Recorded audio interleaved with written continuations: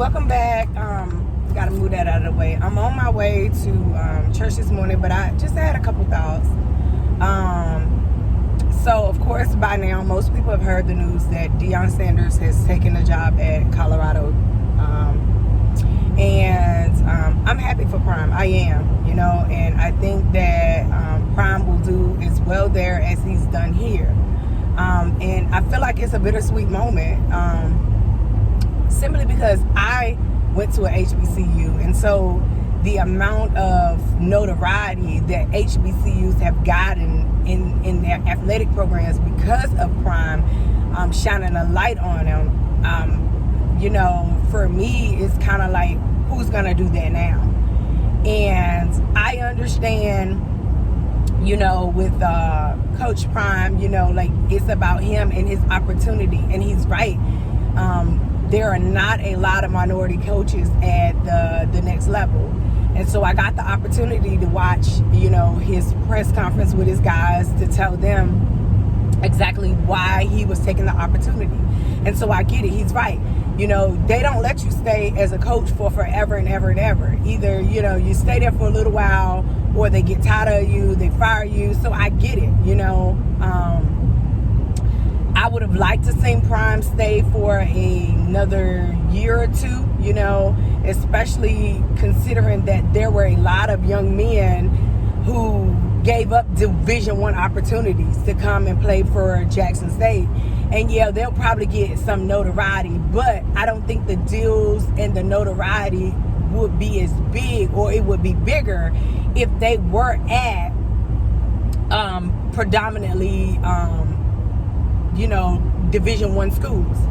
And I just think that it's unfortunate. I don't know what those kids would do, like the Travis Hunters who gave up, to Florida State. I don't know what those kids would do, or what they're going to do moving forward in terms of the transfer portal, if they'll follow Deion or Prime.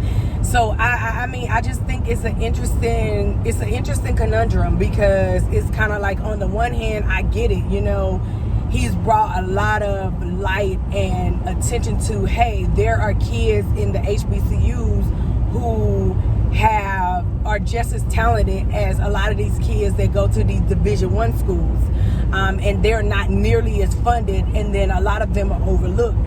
But the flip side to that is it's like, what happens to these kids who've given up those Division I opportunities to come and play for Coach Prime?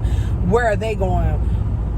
What are they going to do now? And then my other question is that who's going to step up now that Coach Prime is gone for these kids at these HBCUs and still fight for them? I mean, because of Deion Sanders is and how vocal Prime is, then a lot of light was casted on HBCUs, and it was casted favorably. And so for me, I just think that's where I'm at right now in terms of the whole Prime opportunity. And so for me, it's bittersweet. It is bittersweet. I would have liked to see him stay. I get it. I know why he's leaving, because he wants to be at a higher level and to be able to coach at a higher level. And I get it, because Florida State and Auburn, those teams did burn him, because he was the better coach for those fit for those jobs. But because he was African American, then of course the favoritism went in another direction, and that's unfortunate. And not because those coaches had better careers, because if you look at those teams now, a lot of those teams still suck. And so what Prime has done with Jackson State has been nothing short of amazing. And so I get it. And he's opening up the window for a lot of minority coaches to say, hey, just hire the guy best suited for the job. Let's not do a whole lot of nepotism. Let's not do a whole lot of rigmarole. Let's just hire who's qualified. And I appreciate Prime for that, but at the same time, it's bittersweet, because my question is who's going to do that for the HBCUs now? Who's going to stand up? What celebrity is that's well known is going to stand up for HBCUs now and fight for us, because it's not about the money for them. They just want us to get our HBCUs to be given the fair opportunity to succeed like everybody else, with the same resources, the same tools. And so that's where I'm at, and I think it's just bittersweet, and it is what it is. I get it, and congratulations to Prime, and I hope you do well at Colorado. But this is what I think. And to just basically to just break off from that, or to move on to another sector, as most of you guys know by now, that the United States lost in the World Cup yesterday 3-1 to the Netherlands, and they'll go forward. And I want to say that Australia, I think Australia beat, or Argentina beat, I don't know. Let me not even speak on that, because I don't know. I'm not sure. But I do know we lost 3-1 yesterday. And don't forget to go back and look at some of my other games, my other previews to some games today.